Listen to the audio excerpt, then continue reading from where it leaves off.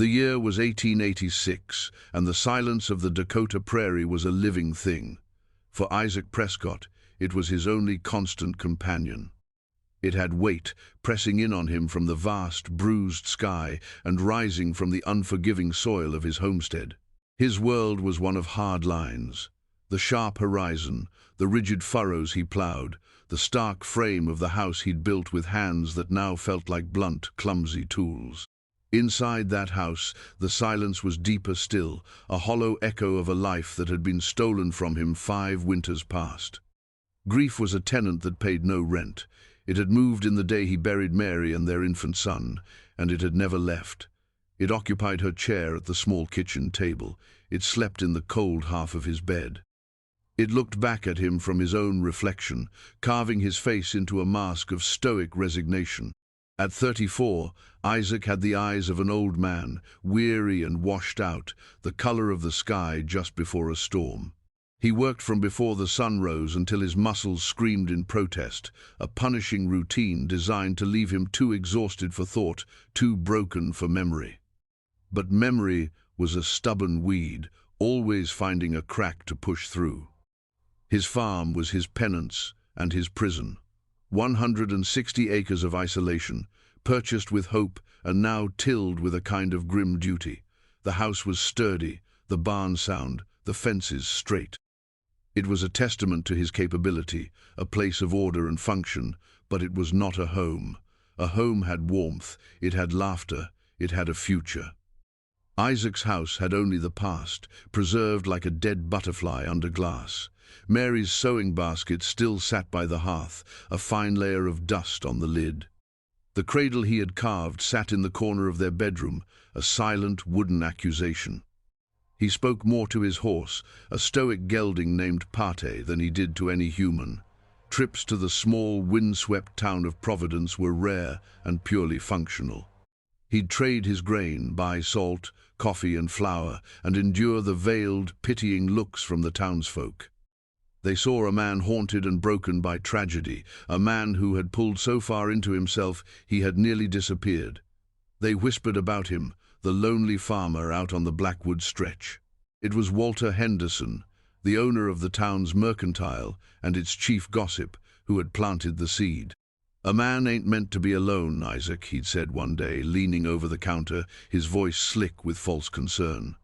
"This land will swallow you whole if you let it. You need a wife, a helpmeet." Isaac had merely grunted, his gaze fixed on the sack of oats he was hoisting onto his shoulder. But Henderson persisted, week after week. He spoke of mail-order brides, of decent women looking for a steady husband and a new life. The idea, at first, was repulsive. A stranger in Mary's house, a woman trying to fill a space that was not empty, but sacredly occupied by a ghost. Yet, the loneliness was a physical ache, a cold that settled deep in his bones, one that even the summer sun couldn't seem to warm. One day, beaten down by the sheer weight of his solitude, he had listened. Henderson showed him an advertisement, a clipping from an Eastern newspaper. A respectable woman of good character, seeking a husband. The description was simple, modest. Isaac, in a moment of profound weakness he would later curse, had given Henderson the money to send a reply, along with the fare for a train ticket. He had done it, and then promptly tried to forget it, pushing the entire transaction into the back of his mind like a shameful secret. He expected nothing. It was easier that way. So when the letter came weeks later, announcing her imminent arrival, a strange, unfamiliar flutter of something akin to panic and hope stirred in his chest. He spent a week in a fugue state, cleaning the house with a frantic energy he hadn't felt in years. He aired out Mary's room, his hands shaking as he changed the linens on the bed. He scrubbed floors, mended a loose shutter, and even bought a small tin of lemon candies, something Mary had liked. He was preparing for an invasion, a disruption he both craved and dreaded. He told himself he was just being practical. He needed help. That was all. He was not looking to replace Mary. He was just trying to survive. The day came, a Tuesday. The sky was a vast, unforgiving blue. Isaac hitched Pate to the wagon and made the long, dusty ride into Providence. He felt a fool. He felt like a man walking to his own execution.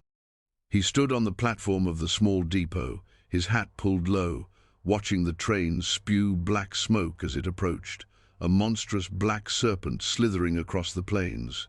He was expecting one woman, a single, solitary figure to match his own. The train hissed to a stop. A few passengers disembarked. A salesman with a waxed mustache, a family with 3 boisterous children, and then, them, 3 of them. They descended the steps of the passenger car one by one, a slow procession of dark wool and weary determination. They were sisters, that was clear from the shared features, the same dark, curly hair pinned up beneath sensible bonnets, the same guarded look in their eyes. They were also, all 3 of them, women of a size Isaac had never seen before. They were not just sturdy or stout, they were truly, undeniably large, their frames broad, their presence on the narrow platform immense and overwhelming. Isaac's mind went blank. He stared, unable to process the scene. 1 woman he had braced himself for. 3 was an impossibility, a catastrophe. They stood together, a small, defiant island, in a sea of gawking stares from the few people lingering at the station. The eldest, a woman with a face that held both strength and deep-seated weariness, held a single carpet bag. The other 2 stood slightly behind her, their hands clasped together. Suddenly, a bray of laughter cut through the air. It was Henderson, standing by the door of his mercantile, his face red with mirth.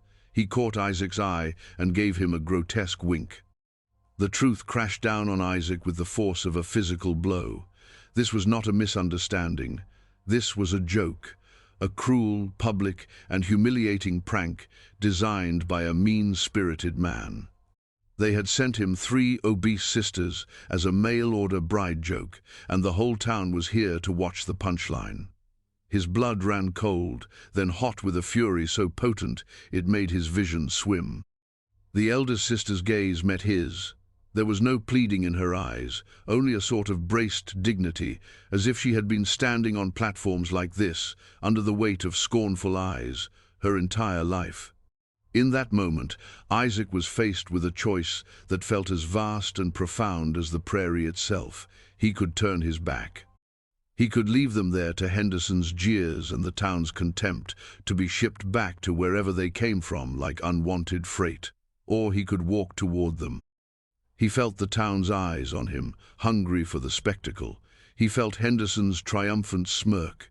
He thought of his own crushing loneliness, the silent house, the ghost of his wife.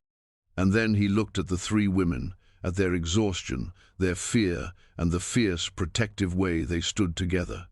He saw not a joke, but a reflection of his own isolation. They were outcasts, just as he was. Slowly, deliberately, Isaac Prescott moved. He ignored Henderson. He ignored the whispers. He walked across the dusty space that separated them and stopped a few feet before the eldest sister. He took off his hat, his hands stiff and awkward. "I am Isaac Prescott," he said, his voice rough from disuse. "You have had a long journey. The wagon is this way." He did not offer a smile. He did not offer any explanation. He simply turned and led the way, leaving the laughter and the judgment to fade behind them. For the first time in 5 years, Isaac had made a decision that was not about the past, but about the immediate, terrifying present. He had no idea what he was doing or what would come of it, but as he helped the first sister up onto the wagon bench, her hand surprisingly firm in his, he knew he could not have done anything else. The silence in his wagon on the ride back to the farm was different. It was no longer empty. It was filled with the breathing of 4 strangers, bound together by a cruel prank and an uncertain future. The ride back to the homestead was a study in strained silence. Isaac kept his eyes fixed on Pate's steady gait, the muscles in his jaw tight. Beside him on the bench, the eldest sister sat ramrod straight, her hands folded in her lap. In the back of the wagon, her 2 sisters huddled together amidst the few crates and bags that constituted their worldly possessions. The prairie stretched out around them, immense and indifferent. To Isaac, it had always been a symbol of his solitude. Now, he wondered what it looked like to them. These women from the crowded East. Did they see beauty or only a terrifying emptiness? He felt their presence as a physical weight, a disruption of the very air he breathed. His mind raced, a chaotic jumble of practical problems and profound dread. 3 of them. Where would they sleep?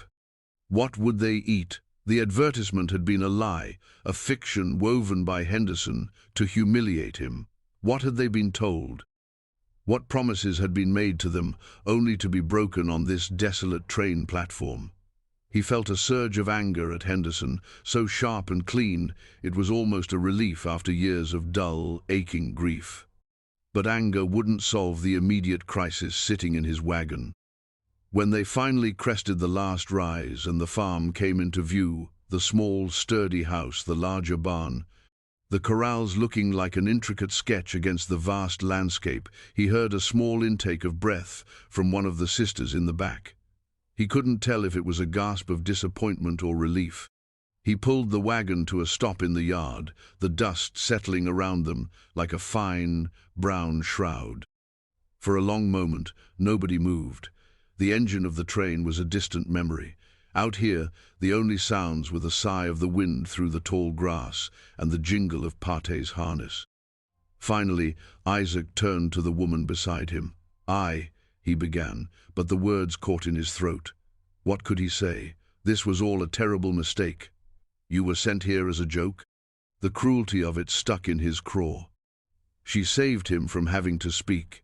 She turned her head, and for the first time he saw her eyes clearly. They were a deep, intelligent brown, and they held no illusions. I am Esther Donovan, she said, her voice low and steady. These are my sisters, Matilda and Beatrice. She paused, her gaze sweeping over the homestead, taking in its stark neatness. The advertisement was for a single bride, Mr. Prescott. We are aware of the discrepancy. Isaac was taken aback by her directness. He had expected tears, accusations, hysterics. Instead, he was met with a quiet, powerful dignity that shamed his own panicked silence. The advertisement was a lie, he managed to say, the words feeling inadequate. It was a prank by a man in town. Esther's expression didn't change, but a flicker of something resignation perhaps burst through her eyes. It was a look that said she was not at all surprised that cruelty was at the root of their situation. I see, she said softly. Behind her, the sister named Matilda, who had a round, placid face, put a comforting hand on the arm of the youngest, Beatrice, whose eyes were wide with a fear she wasn't trying to hide. You have no obligation to us, Esther continued, her voice firm, as if reciting a speech she had prepared. If you will allow us to rest for the night, we can make our own arrangements in the morning. Isaac looked at them, really looked at them. 3 women, alone, with a few bags and no money, in a town where they had already been marked as objects of ridicule. Make their own arrangements. The words were a hollow absurdity. Where would they go? What would they do?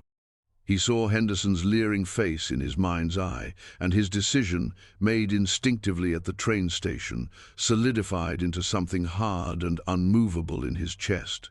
No, he said, the single word sharp in the quiet air. He got down from the wagon and walked to the back, lowering the tailgate. You'll stay. He didn't look at them, focusing instead on their luggage. The house is small, but you'll be safe here. He led them inside. The house smelled of dust and old sorrow. To Isaac it was familiar. To them it must have felt like a tomb. He watched as they took it in, the simple, worn furniture, the clean but threadbare rug, the cold, cavernous hearth. Their presence seemed to suck the emptiness from the rooms, filling the space with a nervous, crackling energy. The immediate problem was sleeping. There was his room, and a small study that held a narrow cot he sometimes used when the memories in the bedroom grew too loud. Without a word, he went into the bedroom, Mary's bedroom, and began stripping the quilt from the bed. What are you doing? Esther's voice was sharp with alarm. This is your room, he said, not looking at her. He pulled the sheets from the mattress, his movements stiff. The scent of lavender, faint and ancient, rose from the linens, a ghost of a scent that pierced him to the core. "It's the only bed big enough." "We cannot take your bed, Mr. Prescott," she insisted. "You will," he said, his back to them. "I'll sleep in the study. There's a cot." He piled the old linens in his arms and walked out, brushing past them. It was not an act of kindness, it was an act of sheer, desperate practicality. And yet, as he deposited the linens in the laundry basket, he knew he had just surrendered the last bastion of his grief. He had let strangers into the most sacred, painful room in his house. The thought left him feeling strangely hollowed out, but also, terrifyingly, a little bit lighter. That first evening was a collection of awkward, disconnected moments. Isaac showed them the water pump and the privy, his explanations clipped and functional. He built a fire in the hearth, the flames pushing back the encroaching chill of the evening. He felt clumsy and large in his own home, unsure of where to stand or what to do with his hands. The sisters communicated in low murmurs and glances, a silent language he could not decipher. Esther, the clear leader, moved with a quiet efficiency, assessing the kitchen as if it were a tactical position. Matilda, the middle sister, had a calming presence. She found a loose planked rocking chair and settled into it, her hands still and patient in her lap. Beatrice, the youngest, hovered near the fire, her gaze darting around the room, flinching at every creak of the old house. Isaac retreated to the barn, the familiar smell of hay and animal warmth a comfort to his frayed nerves. He tended to Pate and the milk cow, his chores a grounding rhythm in the midst of chaos. He stayed out there longer than he needed to, postponing the moment he would have to go back inside. What had he done? He had taken in 3 women he didn't know, 3 women who were the living embodiment of his public humiliation. He was a fool. When he finally forced himself to return to the house, the smell of food met him at the door. It was a smell he hadn't encountered in 5 years. Baking bread. He stopped in the doorway, stunned. Esther stood at the stove, stirring something in his largest pot. She had found his meager supplies: flour, salt pork, dried bean sand, was transforming them into a meal. She had found his mother's old sourdough starter, dormant in a crock at the back of the pantry, and brought it back to life. "I hope you don't mind," she said, not turning around. "We had to eat." "It's fine," he mumbled, taking a seat at the table, feeling like a guest in his own kitchen. They ate in near silence, but it was a different kind of silence than the one Isaac was used to. It was not empty. It was filled with the small sounds of living, the clink of forks against plates, the soft sound of breathing, the crackle of the fire. Isaac ate the stew and the fresh, warm bread, and it was the best food he had tasted since Mary. He cut the thought off before it could fully form. After the meal, the sisters cleared the table and washed the dishes with an practiced, efficient harmony. Isaac watched them, a strange feeling taking root in his chest. It was not happiness. It was not hope. It was something more basic, a profound sense of dislocation, as if the world he had known for 5 years had tilted on its axis, and he was struggling to find his footing on this new, unfamiliar ground. That night, lying on the narrow cot in his study, he stared into the darkness and listened to the alien sound of soft feminine breathing coming from his bedroom, and he knew, with a certainty that chilled him to the bone, that nothing would ever be the same again. The days that followed fell into a strange, unspoken rhythm. Isaac would rise before dawn, as he always had, and find a fire already crackling in the hearth and the smell of coffee brewing. Esther was always the first one up, a sentinel in the quiet gloom of the morning, her movements sure and economical in the small kitchen. She would hand him a tin mug of coffee without a word, a simple gesture that began to feel like a ritual, a truce. He had expected them to be a burden, 3 helpless city women marooned on the prairie. He could not have been more wrong. The Donovan sisters were anything but helpless. They had a resilience born of long hardship, a practical knowledge that astonished him. They did not wait to be asked. They saw what needed to be done, and they did it.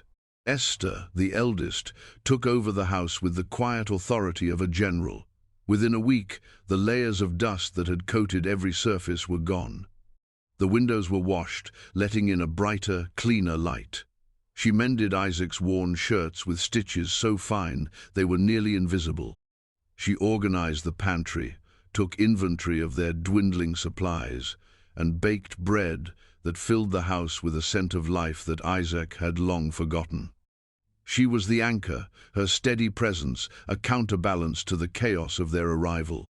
Matilda, the quiet one with the gentle eyes, revealed a surprising affinity for the outdoors.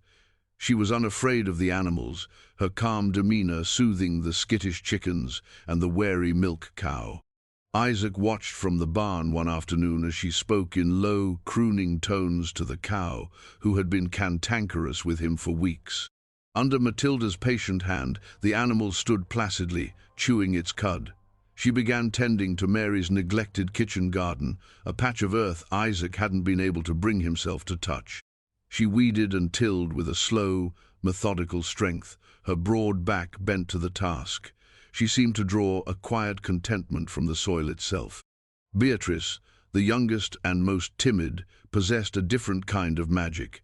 She had a knack for finding beauty in the stark landscape. She would return from short walks with her apron full of wildflowers, which she arranged in old jam jars, placing them on the mantel and the kitchen table.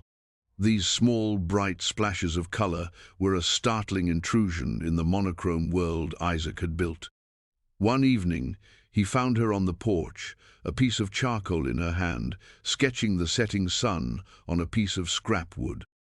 She saw him and tried to hide it, her face flushing with embarrassment, but he had already seen the image, a sky full of fire and shadow, captured with a raw, untutored talent. He saw the prairie through her eyes for a moment, and it looked less like an enemy. Their presence changed the landscape of his days. He still worked from sunup to sundown, but he was no longer working against the silence. He was working towards the promise of a warm meal, a clean house, the low murmur of conversation he was not yet a part of, but was adjacent to. The house was no longer a tomb, it was occupied. Conversation, when it came, was sparse and functional. "The well pump is sticking," he'd announced to the room at large. "I'll look at it," Esther would reply. Or Matilda would quietly inform him, "The grey hen is sitting on a clutch of eggs." They circled each other cautiously, their interactions defined by the shared work of survival. The turning point, the first real crack in the wall of Isaac's reserve, came during a storm, not a blizzard, but a furious late-spring thunderstorm that rolled in without warning. The sky turned a sickly green-black, and the wind howled like a grieving animal. Rain came down in blinding sheets, turning the yard into a sea of mud. Isaac was in the barn, securing a loose section of the roof, when a bolt of lightning struck a cottonwood tree near the corral. The crack was deafening, a sound like the sky splitting in two. His first instinct was to run for the house, for safety. But Pate, his old gelding, was terrified, rearing and kicking against his stall, his eyes wide with panic. As Isaac struggled to calm the horse, the barn door slammed open, and Matilda stood there, soaked to the bone, her hair plastered to her face. "The chickens!" she yelled over the roar of the storm. The coop door blew open. He hadn't even thought of the chickens. They would scatter and drown or be taken by predators in the chaos. Without a word, they both ran out into the deluge. They spent the next 20 minutes slipping and sliding in the mud, herding the terrified, squawking birds back into the coop. It was a ridiculous, frantic ballet in the pouring rain. At one point, Matilda slipped and landed hard in a puddle, and when Isaac helped her up, her face streaked with mud, she was laughing, a real, deep, unrestrained laugh. The sound was so alien, so unexpected, that it stopped him in his tracks.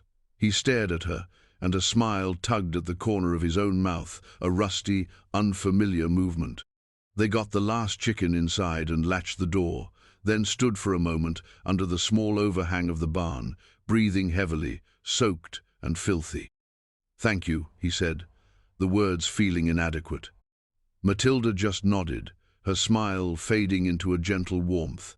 "They are good layers," she said simply, as if that explained everything. Later that evening, as they all sat around the fire, drying out, the atmosphere had changed. The shared crisis had acted as a solvent, dissolving some of the awkwardness between them. Beatrice was sketching in her corner, Esther was darning a sock, Matilda was humming softly. Isaac found himself speaking without thinking first. "My father taught me how to set a roof," he said into the quiet. "He said a man's character is like his roof. If it has holes, everything he's trying to protect underneath gets ruined." The sisters looked at him. It was the first time he had volunteered a piece of himself, a piece of his past, that wasn't directly related to the farm's immediate needs. Esther put down her sewing. "Our father was a bookseller," she said, her voice soft. "He believed a person's character was like a library. The more stories you took in, the richer you became. He didn't prepare us for this." She gestured vaguely at the room, the prairie outside the window. "But you learned," Isaac said, looking from her to Matilda to Beatrice. "You all learned." "We had to," Esther said, and in those 3 words he heard a lifetime of hardship, of being passed over, of relying on no one but each other. He began to see them then, not as 3 parts of a whole, but as individuals forged in the same fire. He saw Esther's fierce, protective strength, born of necessity. He saw Matilda's deep, quiet resilience, a bedrock of calm in the storm. He saw Beatrice's fragile, determined search for beauty in a world that had shown her little of it. He was beginning to see past the cruel caricature Henderson had intended. Their size, which had been the first and only thing he'd noticed on the train platform, was becoming secondary to their substance. These were women of immense character, of immense heart. The space they took up in his house was nothing compared to the space they were beginning to fill in the vast, echoing emptiness of his life. Lying on his cot that night, listening to the rain gently drumming on the roof he had fixed, Isaac felt the hard knot of grief in his chest loosen, just a little. It was a terrifying feeling, like thawing after being frozen. It hurt, but it was, he realized, the first real feeling he'd had in a very long time. The new equilibrium on the farm was a fragile thing, a tender new shoot pushing up through hard-packed earth. The unspoken arrangement held, solidified by shared work and the quiet respect that was growing between them. Yet, the outside world and its judgments could not be kept at bay forever. The farm was an island, but the town of Providence was the mainland, and eventually a boat had to be sent ashore. Their supplies were running low. Isaac dreaded the trip. Going to town had always been an ordeal. Now it felt like walking into an ambush. He knew what awaited him. Henderson's sneering questions, the gawking stares, the whispers that would follow him down the dusty street. He considered sending one of the sisters, but the thought was immediately repulsive. He would not subject them to that humiliation alone. He was the man of the house, for better or worse. This was his burden to carry. "I'm going into town," he announced one morning over breakfast. 3 pairs of eyes snapped to his. A sudden tension filled the kitchen. "We need flour, salt, coffee," he continued, listing the items as if it were any other trip. "I'll come with you," Esther said at once. It wasn't a question. "No," Isaac said, more sharply than he intended. "I'll go alone."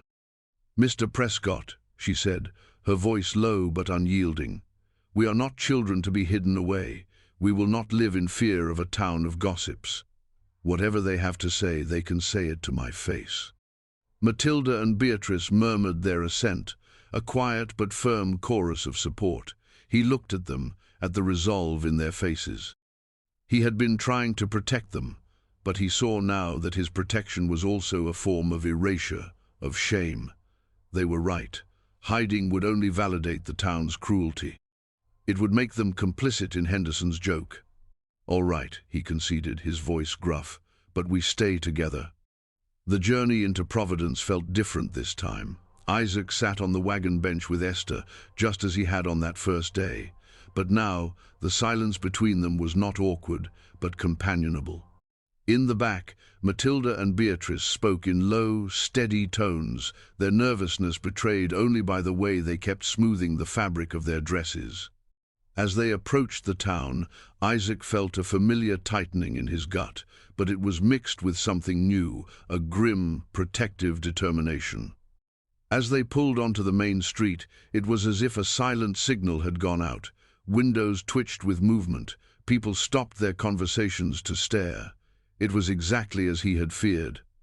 He felt Esther stiffen beside him, but her chin remained high. He pulled the wagon to a stop in front of Henderson's Mercantile, the very epicenter of their humiliation. "Wait here," he said, his voice low. He swung down from the wagon, his boots hitting the ground with a solid thud. He could feel every eye on his back as he walked toward the store. The bell above the door jingled, announcing his arrival. Henderson was behind the counter, polishing a glass jar with a greasy rag. He looked up, and a slow, malicious grin spread across his face. "Well, well," he drawled, his eyes flicking past Isaac to the wagon outside. "Look what the cat dragged in," and he brought the whole litter with him. "Tell me, Prescott, how are you enjoying your family?" The store was empty of other customers, but Isaac knew that Henderson's clerks were listening from the back room. This was a performance. Isaac walked slowly to the counter, placing his hands flat on the wood. He leaned forward, his voice barely a whisper, but carrying the weight of cold fury. "Henderson," he said, "you are going to fill my order. You are going to give me a fair price, and you are never going to speak of me or the women in my care again. Not to my face, not behind my back. Do you understand me?" Henderson's grin faltered. He tried to puff out his chest to regain his footing. "Now hold on, Prescott. It was just a little fun. Can't you take a joke? A man orders one bride, gets 3 of the biggest sows I've ever seen. It's funny." The rage that Isaac had been tamping down for weeks finally broke free. He didn't shout. He didn't raise his fist. He simply reached across the counter, grabbed a fistful of Henderson's shirt, and pulled him forward until their faces were inches apart. Henderson's eyes went wide with shock and fear. "Those women," Isaac snarled, his voice a low, dangerous growl, "have more decency and character in one finger than you have in your entire worthless body. They have turned my house into a home again. They have shown me kindness when all you have ever shown is spite. What you call a joke, Mr. Henderson, I am starting to think is the greatest blessing of my life. So you will keep your filthy mouth shut. If I ever hear you or anyone else in this town speak a single disrespectful word about them, I will come back here, and we will have a conversation that does not involve words." He released him with a shove. Henderson stumbled back against the shelves, knocking over a display of canned peaches. He was pale, his bravado gone, replaced by a sullen, resentful fear. Without another word, Isaac slapped his list down on the counter. "My order," he said, his voice flat and hard as granite. Silently, shakily, Henderson began to gather the items. Isaac stood there, unmoving, a silent guardian, until every bag of flour and pound of coffee was accounted for. When he carried the supplies out to the wagon, he felt as if he had just won a war. Esther, Matilda, and Beatrice were watching him, their expressions a mixture of awe and apprehension. He had defended them. He had publicly, unequivocally, taken their side. He had stood against the entire town and declared them his. As he loaded the last sack, the pastor, Mr. Hale, approached the wagon. He was a kind, elderly man who had presided over Mary's funeral. He had always treated Isaac with a gentle deference. "Isaac," he said, his eyes filled with a troubled concern as he looked from Isaac to the sisters, "there is talk." "Let them talk," Isaac said, his voice still rough. "It is not a respectable situation," Pastor Hale said gently. "A man living with 3 unmarried women. It is not right in the eyes of God or the community." Isaac turned to face him fully. He looked at the pastor, and then back at the 3 women in his wagon. He saw their quiet dignity, their strength. He felt the warmth that had seeped back into his life because of them. The choice was so clear, it was laughable. "Pastor," Isaac said, his voice softening but losing none of its resolve. God has been absent from my house for 5 years. These women brought him back. They are my family now. If the community can't see the decency in that, then it's the community that isn't respectable, not us. He climbed back onto the wagon bench, picked up the reins, and clicked to Pate. He drove the wagon down the main street of Providence, not with his head down in shame, but with his head held high. Beside him, Esther Donovan sat just as tall. He had drawn a line in the sand. He had chosen his side. It was them against the world now. And as the town receded behind them, Isaac realized he didn't feel isolated at all. For the first time in a very long time, he felt like he was finally heading home. The confrontation in town had changed everything. It had been a declaration, not just to Henderson and the gossips, but to themselves. The unspoken arrangement was no longer unspoken. It was a fortress they now had to defend together. The journey back to the farm was quiet, but charged with a new energy. Isaac felt the lingering adrenaline of his anger, but underneath it was a bedrock of rightness, a sense of having finally done something that mattered. He had protected them, he had claimed them. But their newfound unity was about to be tested by a force far more powerful and indifferent than town gossip. The Dakota winter arrived not with a gentle drift of snow, but with a roar. The sky, which had been a crisp, clear blue for days, turned the color of a lead plate. The wind began to pick up, a low moan that escalated into a piercing shriek, carrying with it the first stinging pellets of ice. Isaac knew the signs. He had seen storms like this before. "Blizzard," he said, the single word hanging in the air of the warm kitchen. "It will be a bad one." Immediately, the four of them moved into action, a well-oiled machine born of weeks of shared labor. There was no panic, only a focused urgency. Isaac and Matilda headed for the barn. They had to bring in extra firewood, check the livestock, and secure every door and window against the coming onslaught. Esther and Beatrice worked inside, filling every available pot and bucket with water from the pump, checking the stores of food, and stuffing rags into the cracks around the window frames. The snow began to fall in earnest, thick and blinding, driven horizontally by the gale-force wind.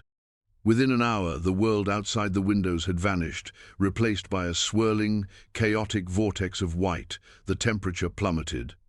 The wind howled and clawed at the small house, rattling the shutters and seeming to seep through the very walls. They were utterly, completely isolated, a tiny ship of life in a raging, frozen sea. For 2 days they were prisoners in the house. The storm never relented. The wind was a constant, deafening scream, and the snow piled up in monstrous drifts against the doors and windows, plunging the house into a perpetual twilight. They kept the fire roaring, the warmth a fragile shield against the lethal cold that pressed in from all sides. They ate their meals, spoke in low voices, and listened to the fury of the storm. The shared danger forged a new kind of intimacy between them, a bond of mutual dependence that went deeper than words. Isaac found himself watching them, memorizing the way Beatrice's hand trembled as she added a log to the fire, the way Matilda would periodically go to the wall of the barn to press her ear against it, listening for the animals, the way Esther's face was a mask of calm, reassuring leadership, though he could see the strain in her eyes. On the morning of the 3rd day, the wind's shriek lessened to a low, guttural moan. But it was then that they heard a new sound, a terrible groaning crack from the direction of the barn, followed by a splintering crash that was audible even over the storm. Isaac's heart seized. "The roof," he breathed. He grabbed his heaviest coat and his lantern. "You can't go out there," Esther cried, grabbing his arm. "You'll be lost in seconds." "The animals," he said, his face grim. "If the roof has collapsed, they will freeze or be crushed." He looked at her, his eyes pleading for her to understand. The livestock was their future. Without them, they would not survive the rest of the winter. "Then we all go," Matilda said, her voice firm. She was already pulling on her own wraps. "You can't do it alone." It was madness. But looking at her determined face and at Beatrice, pale but resolute behind her, Isaac knew he couldn't stop them. He found a coil of rope. "We tie ourselves together," he commanded. "No one gets separated. We move from the house to the barn. We do not let go." He tied the rope around his waist, then Esther's, then Matilda's, and finally Beatrice's, a human chain against the apocalypse. Opening the door was a battle.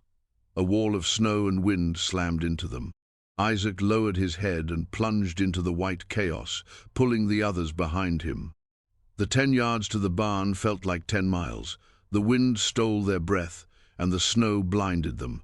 They were guided only by the rope and by Isaac's memory of the path. When they finally stumbled against the barn wall, they were gasping, their faces numb with cold. Inside, the scene was devastating. A massive section of the roof had given way under the weight of the snow, collapsing into the main part of the barn. Heavy beams and timbers lay in a tangled wreck. The wind and snow now had free entry, and the temperature inside was nearly as cold as it was outside. Pate was trapped, a heavy beam having fallen across his stall, pinning him. The milk cow was bellowing in terror, and the chickens were a frantic, squawking mass of feathers in the corner. For a moment, despair washed over Isaac. It was too much. The damage was too great. But then Matilda moved past him, murmuring to the cow, her calm voice cutting through the noise. Esther was already assessing the damage, her practical mind calculating the risks. "We have to free the horse," Isaac shouted over the wind. He grabbed a small hand axe and began chopping at the smaller timbers around the main beam. Matilda joined him, using her strength to pull away the debris. It was Beatrice who saw the real danger. "Isaac, look!" she screamed, pointing up. A huge, splintered section of the remaining roof was groaning under the pressure of the wind, swaying precariously right above them. It was going to come down at any moment. "Get back!" Isaac yelled, shoving Matilda away. But he knew they didn't have time. He put his shoulder to the main beam, pinning Pate, trying to leverage it, a desperate, impossible task. Then Esther was there, wedging a smaller plank into a gap, trying to create a fulcrum. Matilda threw her weight next to Isaac's. Even Beatrice, her fear forgotten, was there, pulling at smaller pieces, trying to help. They worked in a frantic, synchronized fury. The roof above them groaned again, a final, terrible sound of surrender. "Now!" Isaac roared. With one last, collective, superhuman effort, they heaved. The beam shifted. It moved just enough for Pate to scramble free, his leg bleeding but not broken. Isaac grabbed Beatrice and Matilda and threw them towards the relative safety of the intact section of the barn, just as the rest of the roof came down with a deafening crash, showering the spot where they had been standing with snow and heavy timbers. They lay there, huddled together in the semi-darkness, gasping for air, their bodies bruised, their lungs burning. They were alive. They had done it. In the chaotic aftermath, amidst the frightened lowing of the cow and the frantic clucking of the chickens, Isaac looked at the 3 women who had risked their lives alongside him. Their faces were smudged with dirt and pale with cold, but their eyes shone with a fierce, brilliant light. In that moment, in the heart of the wreckage, something inside Isaac finally broke open. It wasn't grief, it was love. It was a profound, overwhelming wave of love, so powerful it brought tears to his eyes. It was not the memory of his love for Mary, but something new, something alive and roaring like the storm outside. He loved Esther for her unshakable strength, the rock upon which they all stood. He loved Matilda for her deep, quiet compassion, her connection to the earth and its creatures. He loved Beatrice for her resilient spirit, her ability to find and create beauty in the midst of ruin. He loved them all, not as a replacement for what he had lost, but as the architects of what he had found. He had been sent 3 women as a cruel joke, and in the crucible of a Dakota blizzard, he had discovered that he had fallen in love with all of them, with the incredible, unbreakable family they had become. The storm broke as suddenly as it had begun.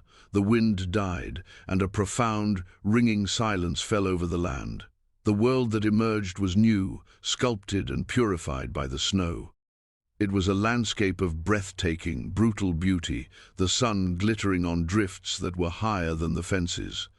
The farm was a wreck, the barn half destroyed, the work ahead of them immense.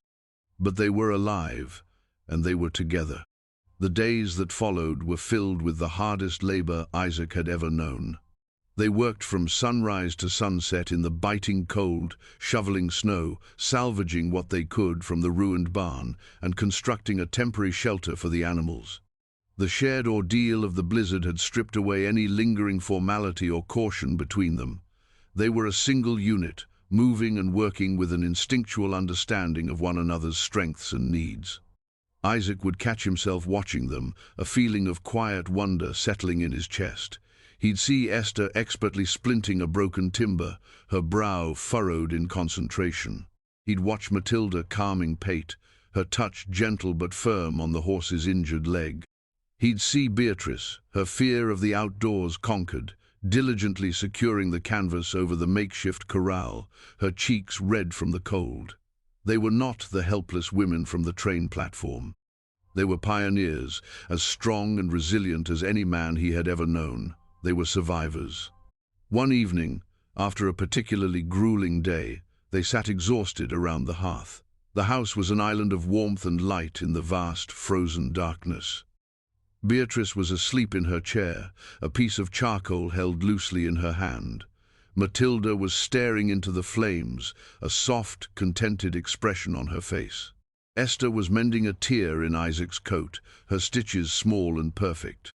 Isaac looked from one to the other, his heart full. The words had been building in him for days, and he knew he could not hold them back any longer. "Esther," he said, his voice quiet. She looked up, her needle pausing in mid-air. "Yes, Isaac." The sound of his first name from her lips was still new, a product of the storm's familiarity. He struggled to find the right words, the words to encompass the enormity of what had happened in his heart. "When you arrived," he began, his voice rough with emotion, "I thought my life was over. I thought it was the end of everything." He looked down at his calloused hands. "This house was a grave. I was just a ghost living in it." He took a breath and looked at her, his gaze clear and direct. "You and your sisters, you brought it back to life. You brought me back to life. What that man Henderson meant as a curse has been the single greatest gift I have ever received." Tears welled in Esther's eyes, but she did not look away.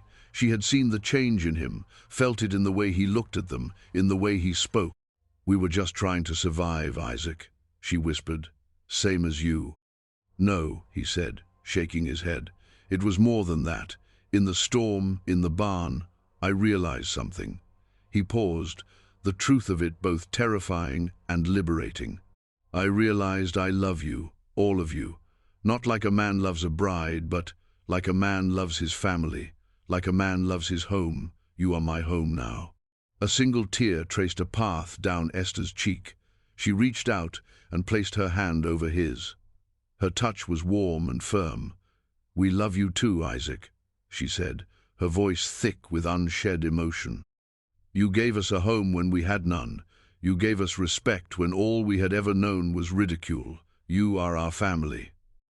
In that moment, the last of the old grief in Isaac's heart finally gave way.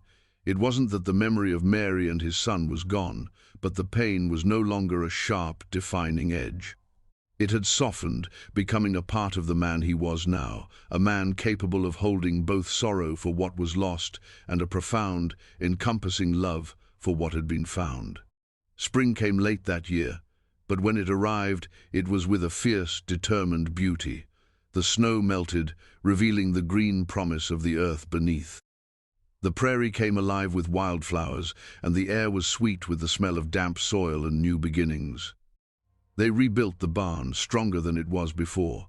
Isaac and the sisters worked side by side, their shared laughter echoing in the clear spring air. Matilda's garden flourished, producing a bounty of vegetables that filled their table. Beatrice's sketches filled the walls of the house, vibrant portraits of the farm, the animals, and the faces of her family. Esther managed their growing enterprise with a sharp mind and a steady hand, turning the farm from a place of mere subsistence into one of genuine prosperity. The town of Providence eventually, grudgingly, came to accept the strange family on the Blackwood stretch. They saw the fruits of their labor, the health of their livestock, the quiet dignity with which they conducted themselves. The whispers did not cease entirely, but they were tempered with a new, reluctant respect. They were no longer a joke, they were a success. One warm summer evening, Isaac stood on the porch, looking out at the land. It was the same land that had once seemed so empty and menacing. Now, it looked different. It looked full. He could hear the low murmur of the sisters' voices from the kitchen, the clatter of plates as they prepared the evening meal. The scent of baking bread wafted through the open door. Pate nickered softly from the new corral. This was his world. It was not the life he had planned, not the future he had once dreamed of. It was something stranger, harder, and infinitely more beautiful. Beatrice came out to join him, pressing a cup of cool water into his hand. Matilda and Esther followed, and the four of them stood there together, watching the sun dip below the horizon, painting the sky in shades of orange and purple. There were no more questions about their arrangement, no more uncertainty about the future. They had faced judgment and hardship and the very fury of nature itself, and they had not just survived. They had thrived.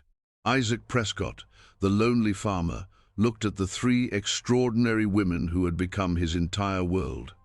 The cruelest joke the world could conjure had led him to the deepest love he had ever known.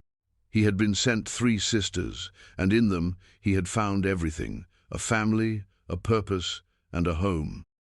And as the first stars began to appear in the vast Dakota sky, he knew, with a certainty that settled deep in his soul, that he was the luckiest man alive.